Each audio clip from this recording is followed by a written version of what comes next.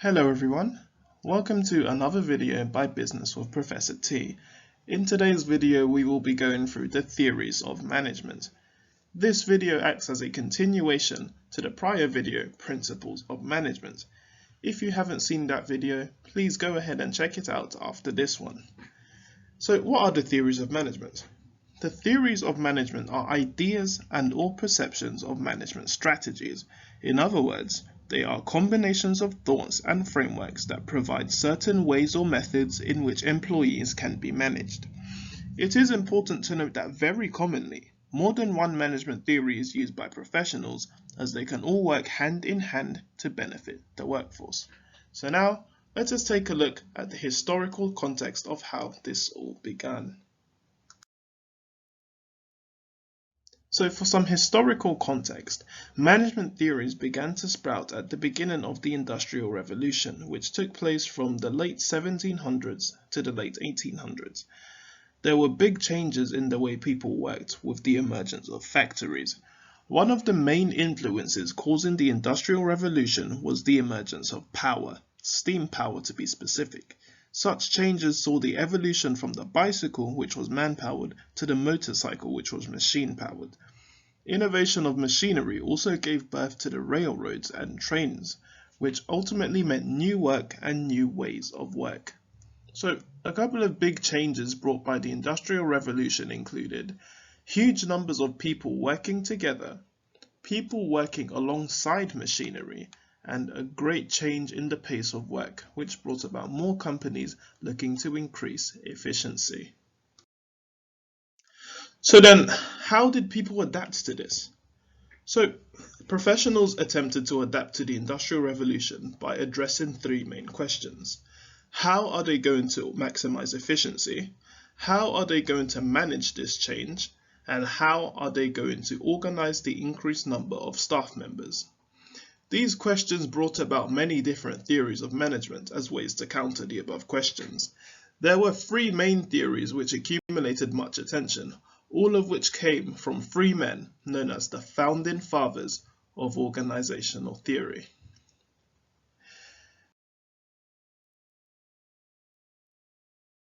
These men, by the names of Frederick Winslow Taylor, Max Weber and Henri Fayol, developed strategies and principles in which employees were managed.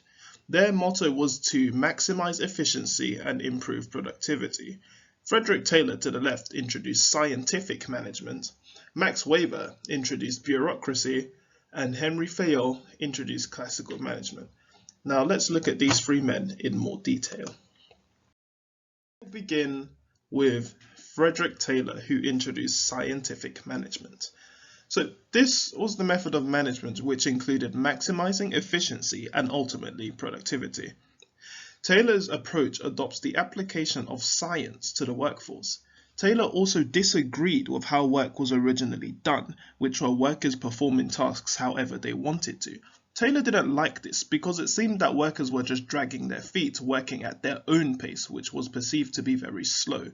Therefore, Taylor introduced the time and motion studies to assess how long particular tasks should take workers to perform.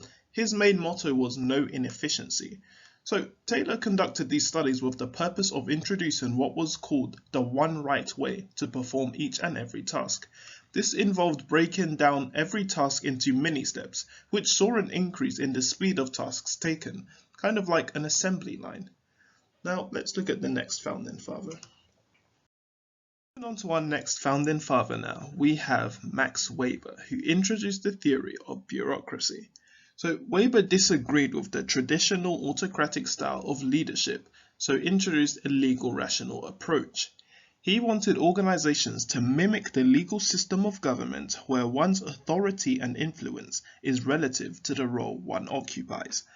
Weber also disagreed with the charismatic leader types as he didn't deem it fit for managing big companies. So Weber and his theory also wanted sensible rules that would oversee the performance of the workforce, consistent regulations to determine who gets hired and who gets fired, and no favoritism, which included hiring and firing employees based on merit alone and nothing to do with favorites. which also means that if this person were Weber's own child, if they were not up to the job, they would not have been hired. So moving on to our next but not least founding father now.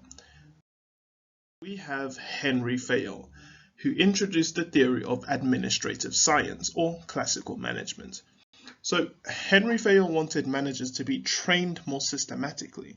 This idea stemmed from a lack of management theory in his days, so he went on to introduce the following steps of how to manage.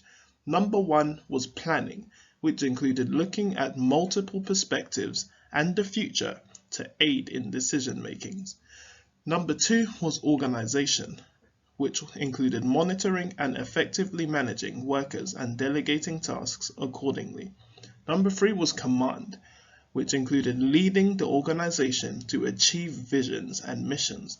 Number 4 was coordination, which included making sure everyone was on the same page. And number 5 was control, which included making sure all values within the workforce align and all employees work towards the same goal. These steps Fayol introduced were known as management activities.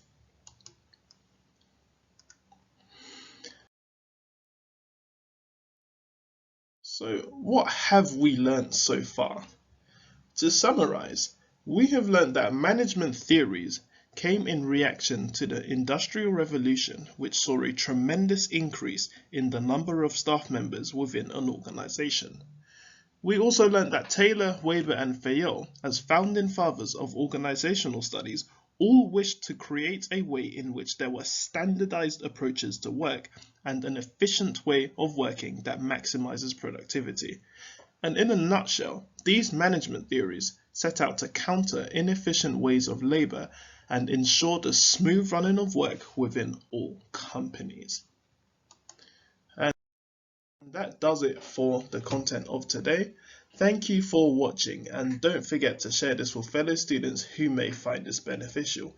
If you did like this video, please give it a thumbs up and subscribe for more content. This has been Business with Professor T. Thank you.